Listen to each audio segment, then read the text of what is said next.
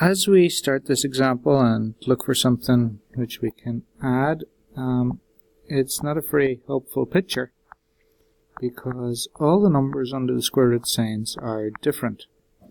Okay, we have root 3, root 12, and root 75, all different.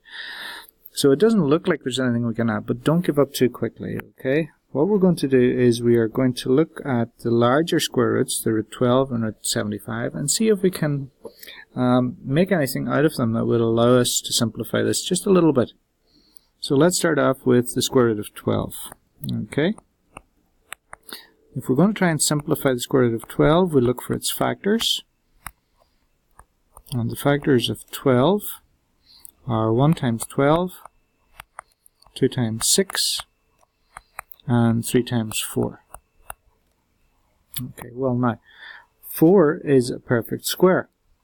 Okay, so 4 is a perfect square. So we can in fact write the square root of 12 as the square root of 4 times 3, or the square root of 4 times the square root of 3. So the square root of 12, we can replace that with 2 root 3.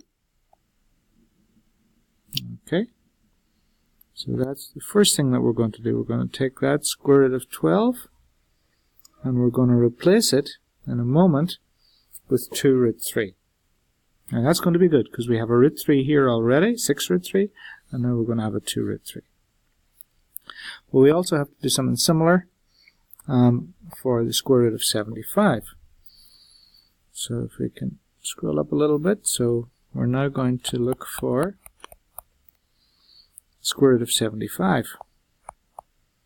So let's look at the factors of 75.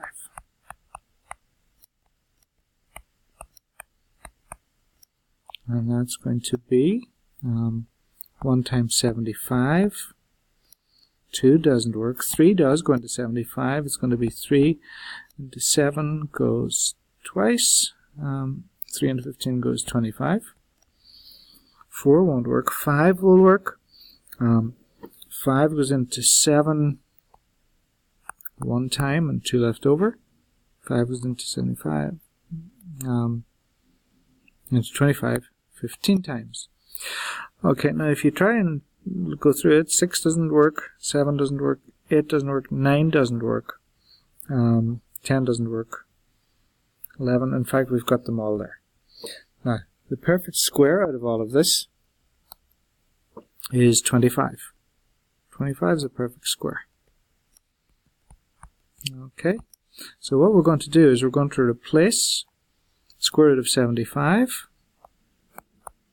with square root of 25 times 3, and because we're multiplying we can split that up and do root 25 times root 3. The square root of 25 is 5 root 3. Okay, so that's going to give us the square root of 75 equals 5 root 3. We are now going to bring that up here. I have to scroll down a little bit, just forgive me. And we're going to replace root 75 with 5 root 3. Okay, so now let's make those replacements. And that's going to give you 6 root 3 minus, now we're going to replace the root 12 with 2 root 3.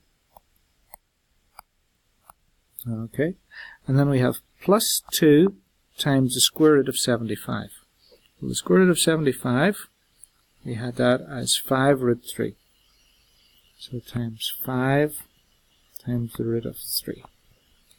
Okay, I'll apologize for the messy lines here. Okay, so tidy this up a little bit. So this is 6 root 3. Now we have a minus in front of this parenthesis, so it just becomes minus 2 root 3.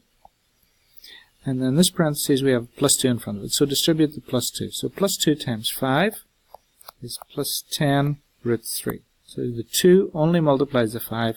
It doesn't multiply the 3 under the square root sign. So if you're multiplying a regular number by a mixture of a square root and a regular number, It's the regular numbers that multiply together. 2 by 5 gives you 10. You don't multiply the 2 by the 3. And now if you look what you've got